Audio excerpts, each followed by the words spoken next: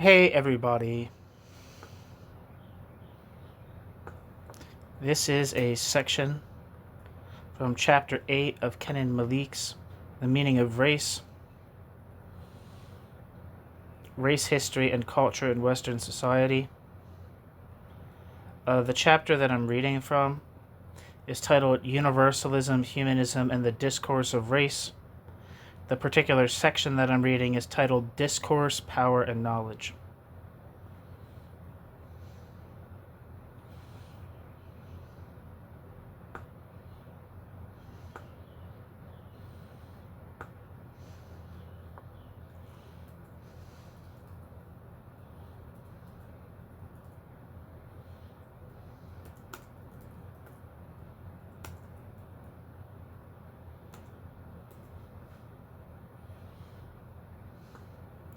Alright, so let's boogie.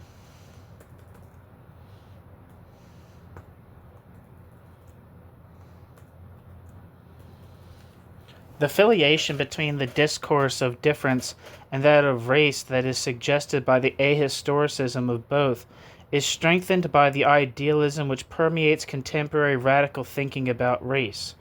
Rather than being rooted in the real world, discourse often appears, as Salman Rushdie writes, of the migrant imagination in shame, to have, quote, floated up from history, from memory, from time, end quote.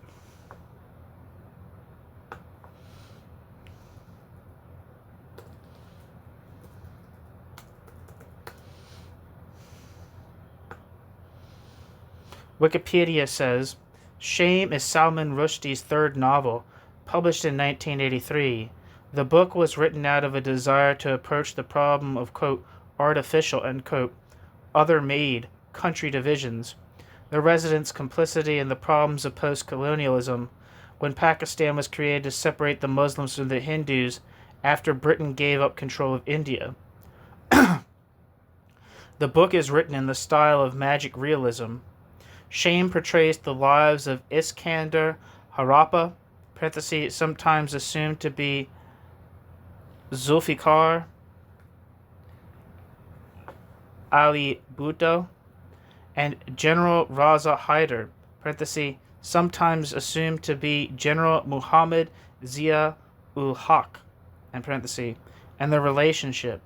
The central theme of the novel is that begetting, quote, shame begets violence. The concept of, quote, shame and shamelessness are explored through all the characters, the main focus being Sophia, Zenobia, and Omar Khayyam.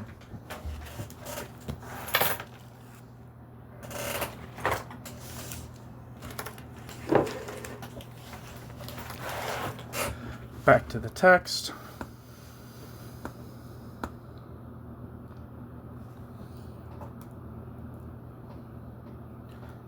We can see this quite clearly in Said's work, in which the relationship between the discourse of Orientalism and the reality of the West's domination of the Orient is often obscure. At first sight, it might seem strange to accuse Said of ignoring the social and material realities which gave rise to the discourse of Orientalism.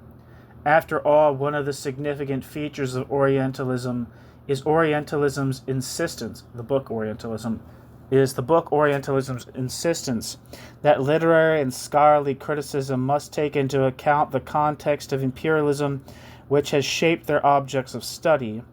Yet such are the contradictions within Said's work that one sometimes wishes Said himself would take heed of his strictures on the need for contextual reading. On the one hand, Said holds that Orientalism is a representation, a fabrication by Western writers and travelers of an Orient that has no real existence.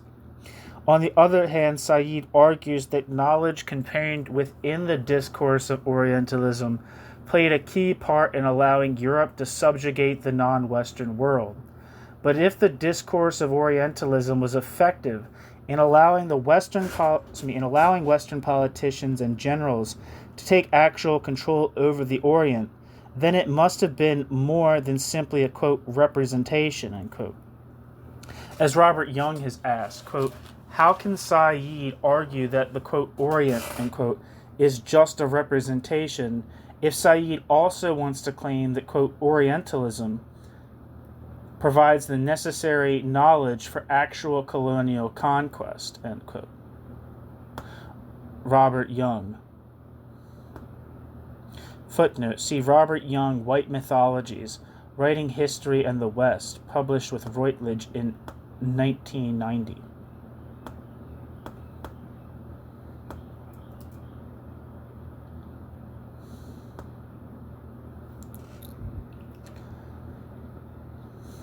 The description of this book says, in 1990, Robert Young's White Mythologies set out to question the very concepts of history and the West. Is it possible, Robert Young asked, to write history that avoids the trap of Eurocentrism? Is history simply a Western myth? Robert Young's reflections on these topics provided some of the most important new directions in post-colonial studies and continue to exert a huge influence on the field. This new edition reprints what has quickly become a classic text, along with a substantial new essay reflecting on changes in the field and in the author's own position since publication. An essential read for all of those working in post-colonial theory, literature, and history, this book cemented Young's reputation as one of the country's most influential scholars, and as a new preface by Homi Bhabha comments, made an original and invaluable intervention in the field, leading even the most established figures to rethink their own positions, provoking further reevaluation with the new introductory essay. This second edition will, like its predecessor, be a key text for every academic and student in the field. Back to the text. Actually, I wanted to see Robert J.C. Young.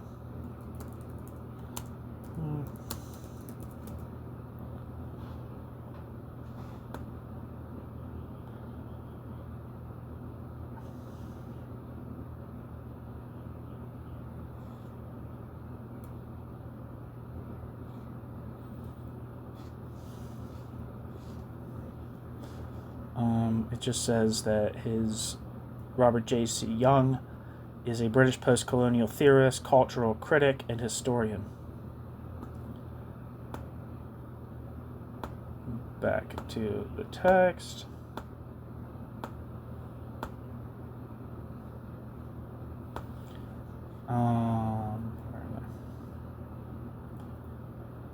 End footnote. Said attempts to circumvent this problem by arguing that the text of Orientalism, quote, can create not only knowledge but the reality the text of Orientalism appear to describe, end quote. Said, Orientalism. What does Said mean by this? Said could be suggesting that the reality of the Orient is contained within the text of Orientalism. If so, this would seem to be a highly textualized understanding of reality, especially coming from an author who has been critical of Orientalism precisely for Orientalism's textuality.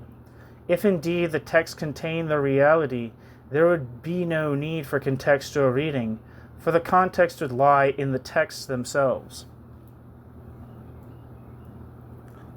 Alternatively, Said could mean that the text of Orientalism impose on the Orient its reality. When Orientalists conceive of the Orient in a particular fashion, the Orient succumbs to that vision. David Goldberg clearly reads Said in this way, quote, naming the racial other, for all intents and purposes, is the other. There is, as Said makes clear in the case of the Oriental, no other behind or beyond the invention of the other in the other's name. These practices of naming and knowledge construction deny all autonomy to those so named and imagined, extending power, control, authority, and domination over them. To extend Said's analysis of the, quote, Oriental to the case of race in general, social science of the other establishes the limits of knowledge about the other For the other is just what the racialized social science knows. End quote. David Goldberg.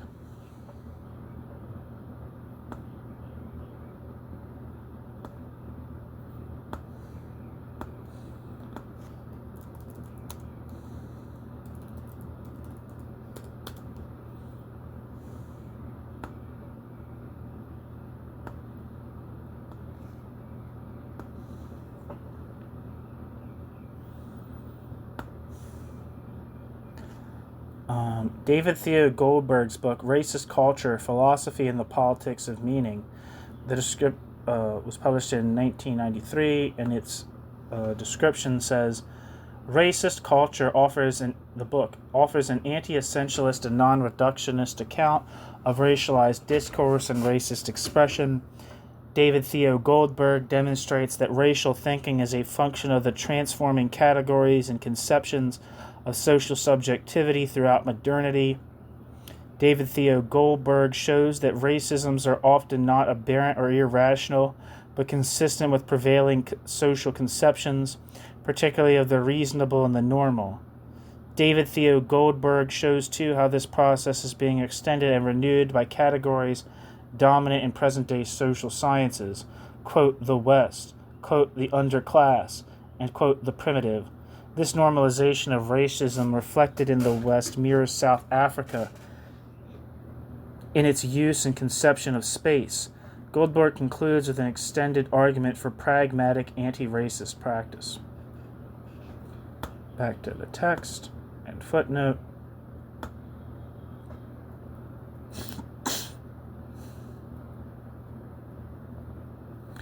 Goldberg transforms European colonialists into the witch doctors of modernity through the invocation of, quote, names, extend, quote, power, control, authority, and domination, end quote, over their subjective peoples.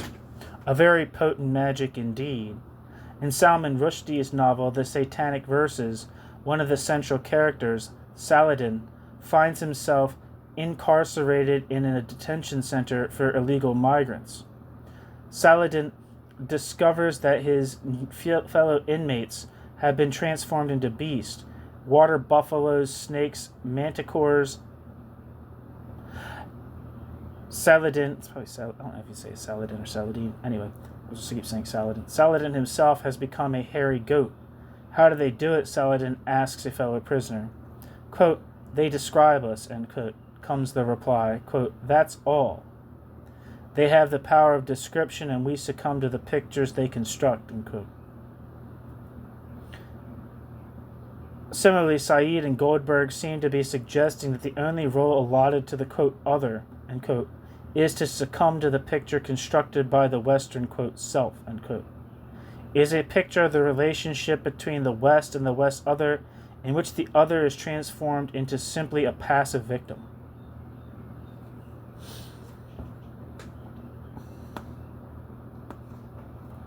My mother has the Satanic Verses. I don't really know what the Satanic Verses is about.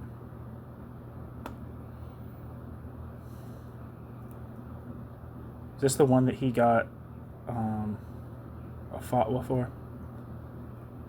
The Satanic Verses in the fourth novel from the Indian-British writer The Satanic Verses is the fourth novel from the Indian-British writer Salman Rushdie. First published in September 1988, The Satanic Verses was inspired by the life of the Islamic prophet Muhammad. As with Rushdie's previous books, Salman Rushdie used magical realism and relied on contemporary events and people to create his characters. The title refers to the Satanic Verses, a group of Quranic verses about three pagan Meccan goddesses, Alat, Al-Uzza, and Manat. The part of this story that deals with the Satanic Verses was based on accounts from the historians Al-Waqidi and Al-Tabari.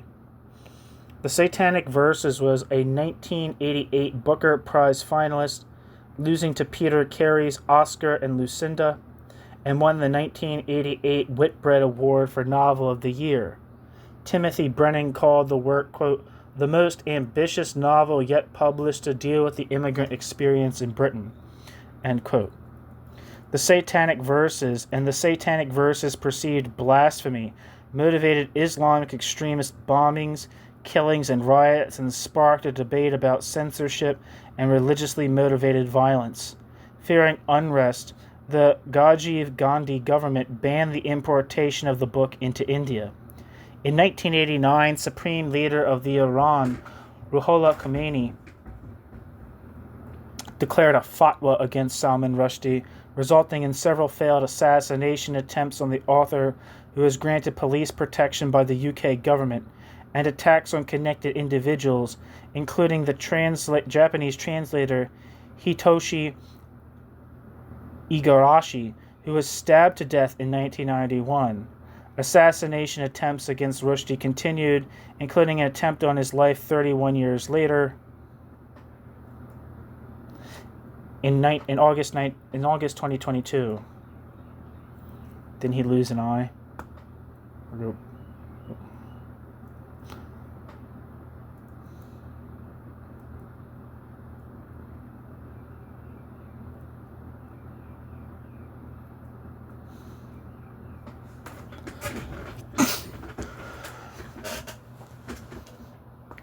Back to the text.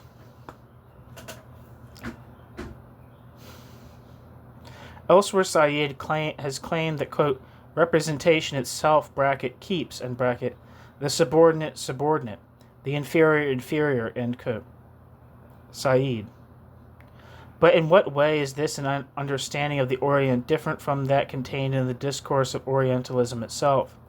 An understanding of the Orient as a passive, submissive other molded entirely by the history-making West. Said and Goldberg complain that the universalizing discourse of the West silences the voices of the other. Yet it is Said and Goldberg themselves who silence the other by conceiving of it as a compliant inert object constituted solely by Western knowledge. The West produces the West image of the Orient as the other, and the Orient meekly accepts the image that is constructed. Whichever way we might interpret them, Said's comments also raise, as Ahmad notes, the question of the very relationship between Orientalism and colonialism. Quote, in a revealing use of the word, quote, delivered, end quote, Said remarks at one point that Orientalism delivered the Orient to colonialism, so that colonialism begins to appear as a product of Orientalism itself.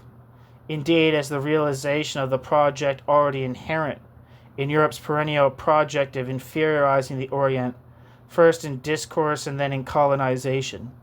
End quote. Ahmad, in Theory, Classes, Nations, Literatures, page 150.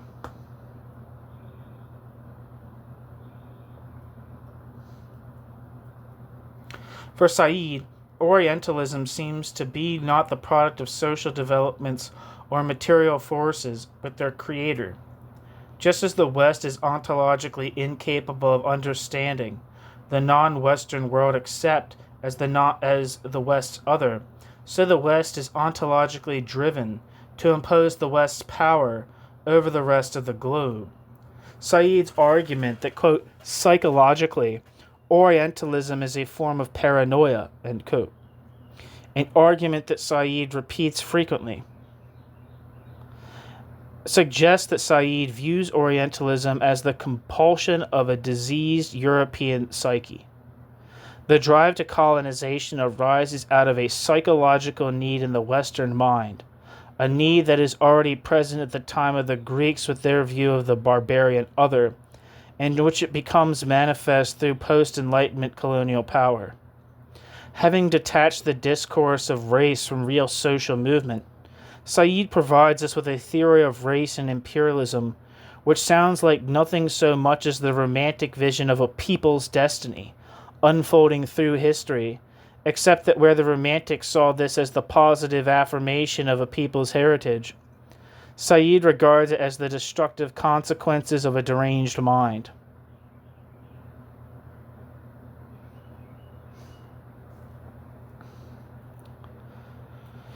There is yet another problem that arises from Said's idealism. Quote, The real issue, end quote, Said claims, quote, is whether there can be a true representation of anything, or whether any or all representations, because those representations, are embedded first in the language and then in the culture, institutions, and political ambiance of the presenter, end quote. Said plumps for the second definition and argues that, quote, a representation is, eo ipso, implicated, intertwined, embedded, interwoven with a great many other things beside, quote, truth, end quote, which is itself a representation, end quote. Edward Said. Representations cannot be, quote, truthful, end quote. And, quote, truth, end quote, is but a representation constituted by, quote, some common history, tradition, universe of discourse, end quote. Said.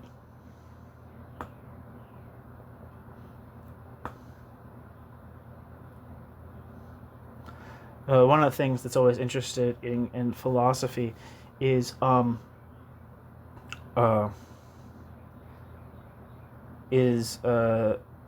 the inherent universalizing truth claims of skepticism, right? If there's no objective knowledge, that's an objective knowledge claim. If there is no truth, that's an assertion of a truth. So it's like what's the word? I don't know the proper argumentation, the proper philosophical word for that, but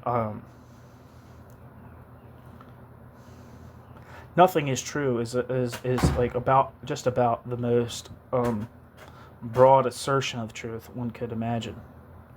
Anyway, having established that Orientalists, quote, objective discoveries, ...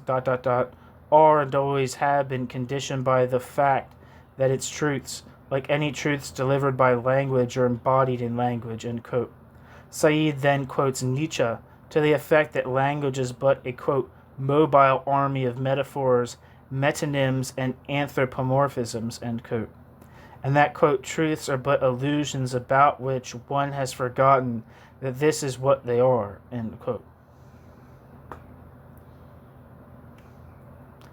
Said, Orientalism. I guess that's a quoting Nietzsche in Orientalism. But if true representations are not possible, and truth itself is but a representation, then in what way can we criticize Orientalism? After all, one representation is as good as another, and there is no objective means by which to challenge the picture that Orientalists provide us of the Orient. The relativism of Said's outlook, parenthesis, a relativism with which, as we shall see later, Said is not entirely comfortable, in parenthesis, denies the possibility of challenging the very discourse Said despises. The problem in comprehending the relationship between the representation and the real arises from the concept of, quote, discourse, end quote, which Said derives from Michel Foucault. I have used the term, quote, discourse, end quote, throughout this book in a relatively loose sense, meaning a coherent body of knowledge which shapes and limits the ways of understanding a particular topic. Central to Foucault's concept of a discourse, however, is the idea that social facts can never be conceived of as being, quote, true or, quote, false. The very language we use to describe facts imposes truth or falsity upon these facts. Hence it is the discourse itself that creates the truth about a particular topic, and competing discourses create competing truths. Truth lies not in the relationship between discourse and social reality, but in the relationship between discourse and power. It is the relationship between discourse and power which decides which one of the many truths is accepted as the truth. For Foucault, quote, power produces knowledge, end quote. And, quote, power and knowledge directly imply one another, end quote. Because, quote, there is no power relation without the correlative constitution of a field of knowledge, nor any knowledge that does not presuppose and constitute ... power relations, end quote.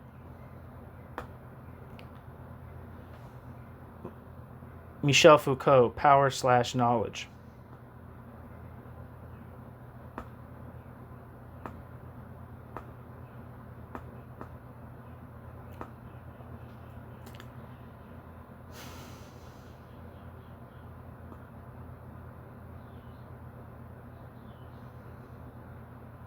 Wikipedia says power knowledge is a term introduced by French philosopher Michel Foucault. According to Foucault's understanding, power is based on knowledge and makes use of knowledge.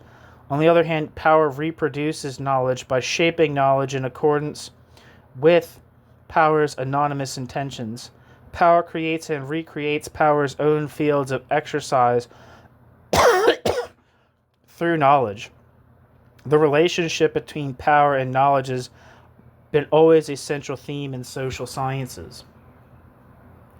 That wasn't exactly what I was looking for. I was looking for the book proper.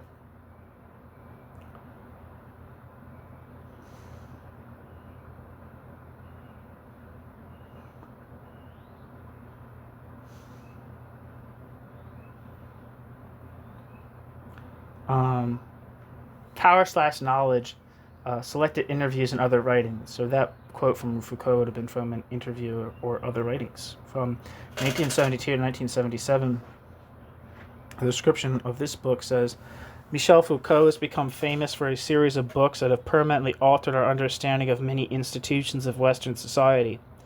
Foucault analyzes mental institutions in The Remarkable Madness and Civilization, hospitals in The Birth of the Clinic, prisons in Discipline and Punish, and schools and family in The History of Sexuality. But the general reader, as well as the specialist, is apt to miss the consistent purpose that lay behind these difficult individual studies, thus losing sight of the broad social vision and political aims that unified them.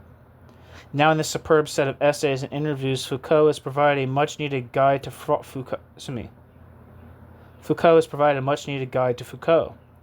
These pieces, ranging over the entire spectrum of Foucault's concerns, enabled Foucault in his most intimate and accessible voice to interpret the conclusions of his research in each area and to demonstrate the contribution of each to the magnificent and terrifying portrait of society that he was patiently compiling. For, as Foucault shows, what Foucault was always describing was the nature of power in society, not the conventional treatment of power that concentrates on powerful individuals and repressive institutions, but the much more pervasive and insidious mechanisms by which power, quote, reaches into the very grain of individuals, touches individuals' bodies, and inserts itself into their actions and attitudes, their discourses, learning processes, and everyday lives, end quote.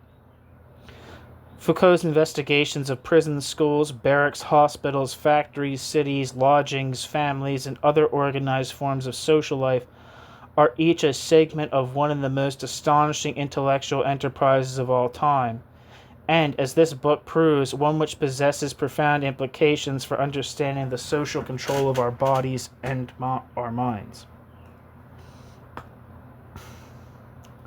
Back to the text. And footnote. For Foucault, a discourse is a way of constituting power, and is at the same time verified by that power.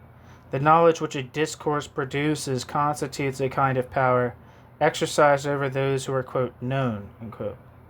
When that knowledge is exercised in practice, those who are known in a particular way will be subject to it. Those who produce the discourse also have the power to make that discourse true, to enforce that discourse's validity. Quote, truth isn't outside power, ... Truth induces regular effects of power. Each society has that society's regime of truth. That society's, quote, general politics, unquote, of truth. That is, the types of discourse which that society accepts and makes function as true. The mechanisms and instances which enable one to distinguish between, quote, true and, quote, false statements. The means by which each is sanctioned, and the techniques and procedures accorded value in the acquisition of truth. The status of those who are charged with saying what counts as true. End quote. Foucault, Power/Knowledge.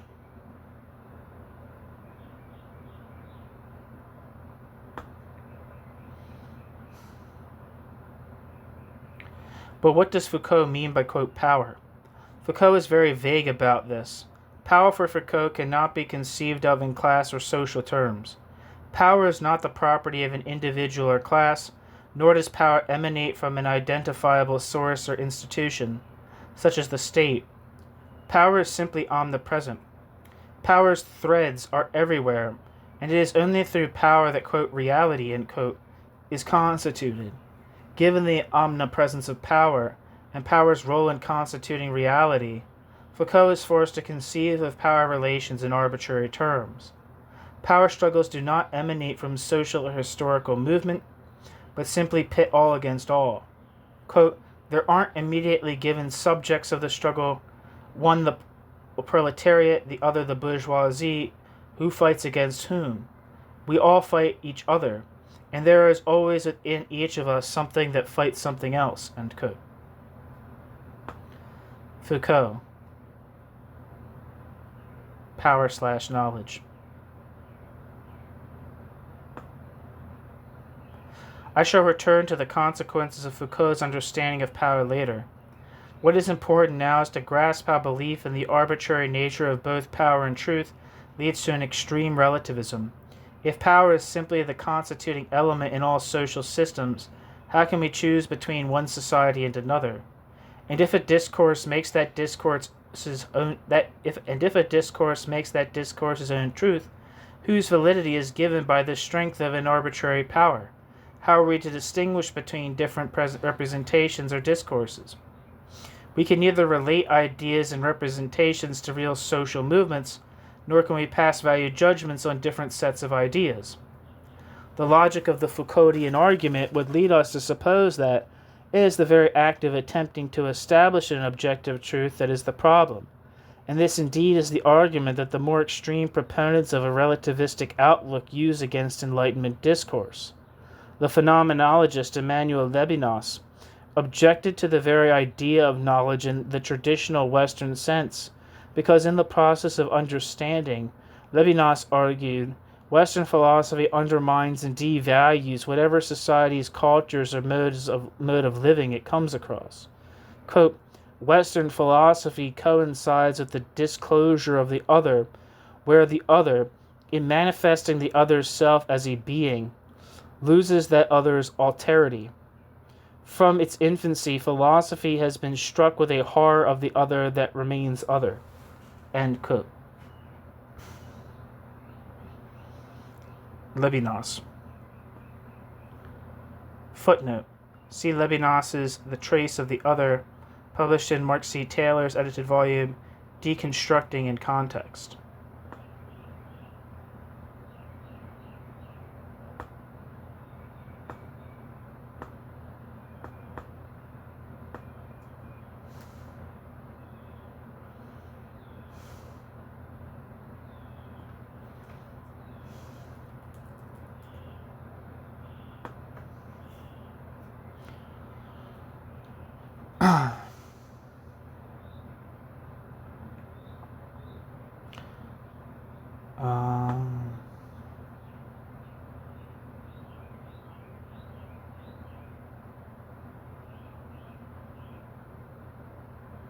There's not really a description of this Mark C. Taylor book. And footnote.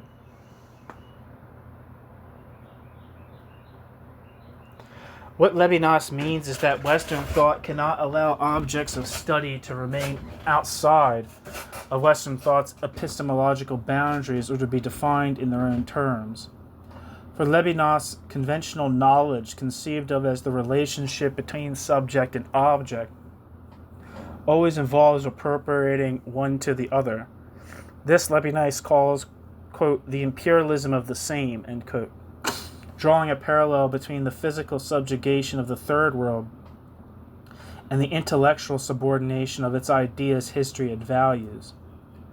Just as Western politicians and generals annex foreign lands, so the West intellectuals and philosophers appropriate all other knowledge. Robert Young similarly argues that Western Universalism, quote, articulates a philosophical structure which uncannily simulates the project of 19th century imperialism, The construction of knowledges which all operate through forms of expropriation and incorporation of the other mimics at a conceptual level the geographic and economic absorption of the non-European world by the West." End quote.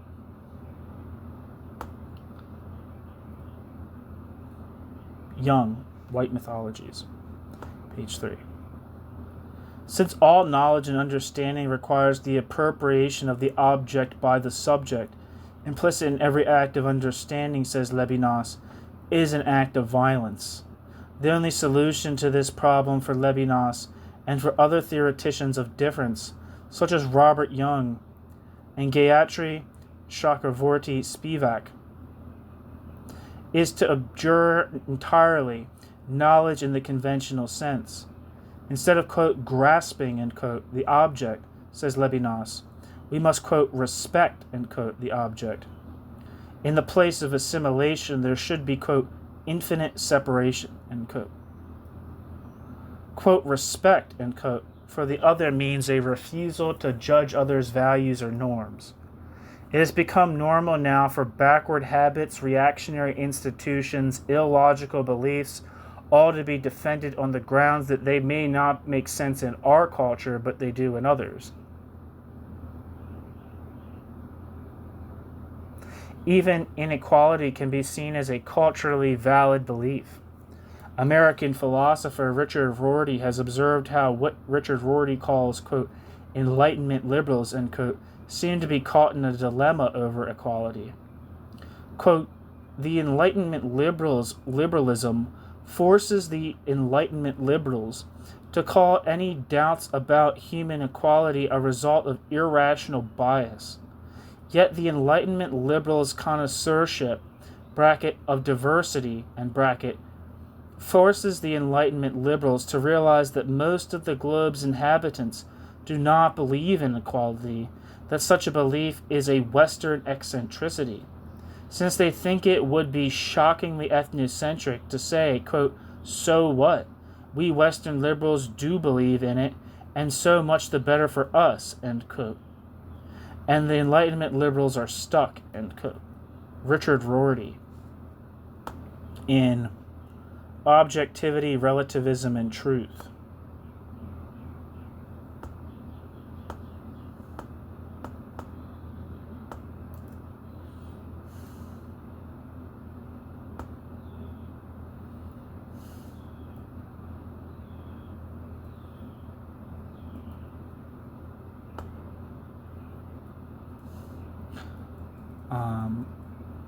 Richard Rorty, Objectivity, Relativism, and Truth, Philosophical Papers. Description says, Richard Rorty's collected papers written during the 1980s and now published in 2 volumes take up some of the issues which divide Anglo-Saxon analytic philosophers and contemporary French and German philosophers and offers something of a compromise, agreeing with the Anglo-Saxon analytic philosophers in their criticism of traditional notions of truth and agreeing with the French and German philosophers in their criticism of traditional notions of truth and objectivity, but disagreeing with the German and French philosophers over the political implications the French and German philosophers draw from dropping traditional philosophical doctrines.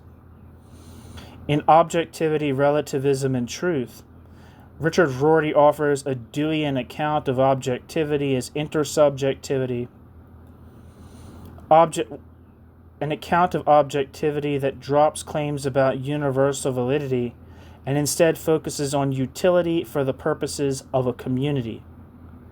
The sense in which the natural sciences are exemplary for inquiry is explicated in terms of the moral virtues of scientific communities, rather than in terms of special scientific method.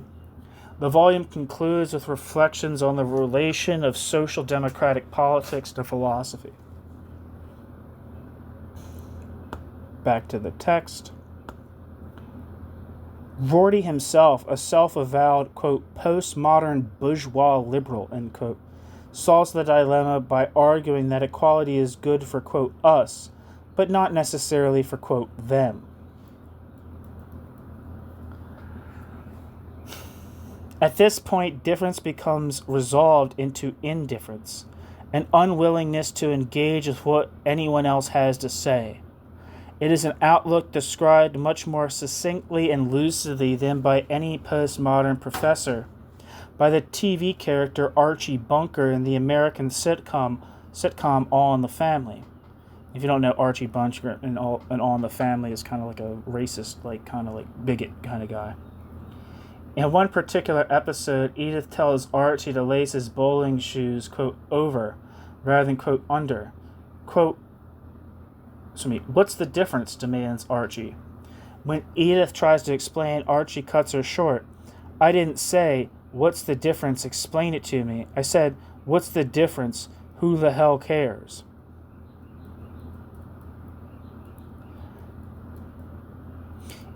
In The Indifference of Postmodernism, Christopher Miller perceptually observes the politics of difference mirrors the arguments of racial thinking.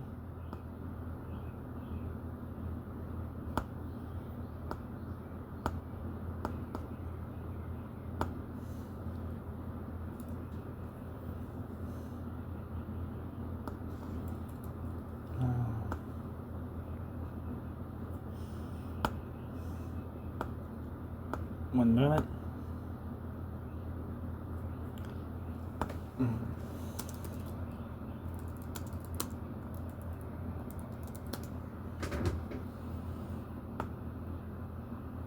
Okay, so it's Christopher L. Miller.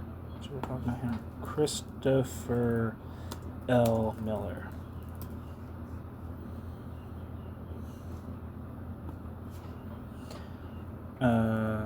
Christopher L. Miller is Emeritus Frederick Clifford Professor of French and African American Studies at Yale. His interests are Francophone, Black, African, and Caribbean literature, literary and anthropological theory. Miller has published on Africanist discourse in French literature and on Francophone sub-Saharan African literatures.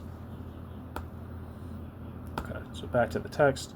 In The Indifference of Postmodernism, Christopher Miller perceptively observes the politics of difference mirrors the arguments of racial thinking. Quote, the impulse to leave the other alone, end quote, Christopher Miller writes, quote, rejoins the impulse to obliterate the other on the ground that they have in common the inability to describe something outside the self.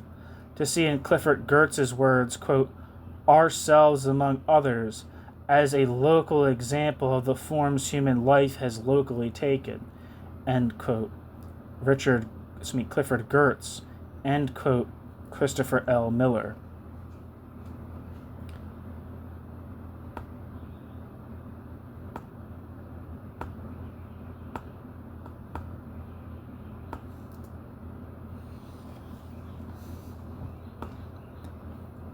Wikipedia says Clifford Geertz lived from 1926 to 2006 and was an American anthropologist who is remembered mostly for his strong support for and influence on the practice of symbolic anthropology, and who is considered, quote, for 3 decades, the single most influential cultural anthropologist in the United States, end quote. Clifford Geertz served until his death as professor emeritus at the Institute for Advanced Study, Princeton. Back to the text. Footnote. Miller, Theories of Africans. Page 10.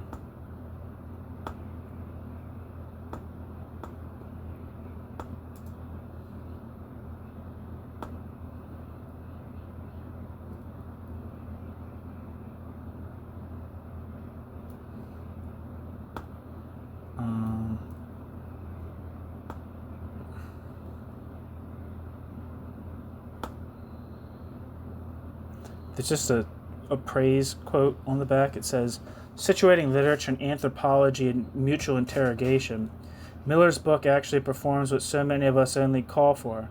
Nowhere have all the crucial issues been brought together with the sort of critical sophistication it displays, end quote. Henry Louis Gates Jr. And the other praise says, a superb cross-disciplinary analysis. Y. Mudimbe.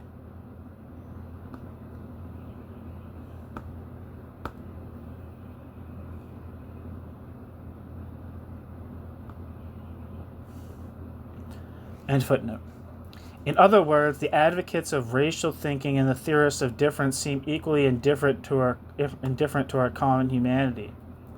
While one posits the notion of a quote Britishness or quote Frenchness or quote Americanness accessible only to those privileged by race or history, the other renounces any possibility of access across the divide of cultural or ethnic difference. Said himself is well aware of the dangers of such an outlook.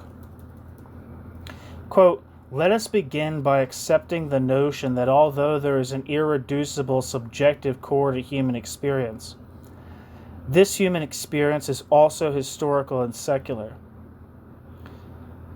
This human experience is accessible to analysis and interpretation and, centrally important, is not exhausted by totalizing theories, not marked or limited by doctrinal or national lines, nor confined once and for all to analytical constructs.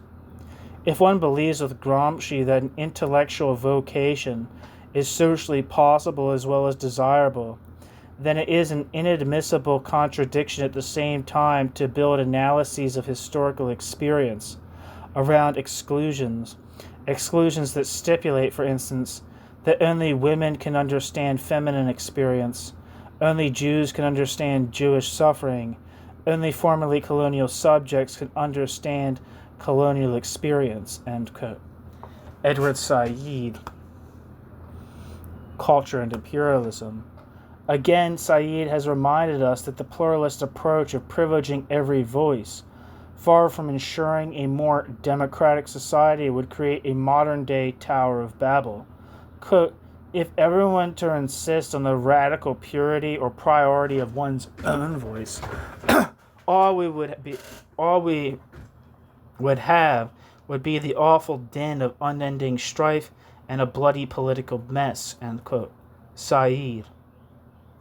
Social dialogue requires not that all voices are equal, but a willingness to engage in critical debate and accept that some views are more valid than others. If all voices are to be heard and all views are equally valid, we may have cacophony, but there can be no dialogue. Unfortunately, Said's more reasoned approach has got submerged, but in his work and that of other post-structuralist writers, beneath the inexorable logic of the anti-universalist argument.